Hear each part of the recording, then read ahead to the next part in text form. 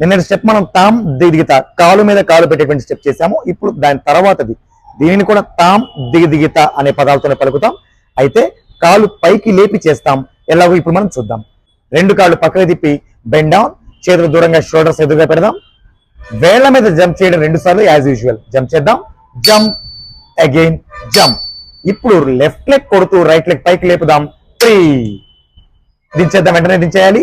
అలాగే జంప్ చేయాలి. మళ్ళీ 1 అగైన్ 2 రైట్ లెగ్ కొట్టి లెఫ్ట్ లెగ్ లేపుదాం. 3 రైట్ జంప్ చేద్దాం. మళ్ళీ జంప్ జంప్ లెఫ్ట్ కొట్టి రైట్ లేపుదాం. 3 మళ్ళీ జంప్ జంప్ రైట్ కొట్టి లెఫ్ట్ లేపుదాం. 3 ఇప్పుడు స్టెప్ ఎలా ఉంటుంది? Ready start. తమ్ దిగి దిగిత తత్త హిత్త తై ఇక్కడ దిగతాం. తదిగి దిగిత తత్త హిత్త తాం దిగి దిగిత తత్త హిత్త తై తగిన తకతాం తదిగి దిగిత తత్త హిత్త. సో ఈ స్టెప్ లో తాం దిగిత కటకాముఖ హస్తాలు పట్టి పట్టమ.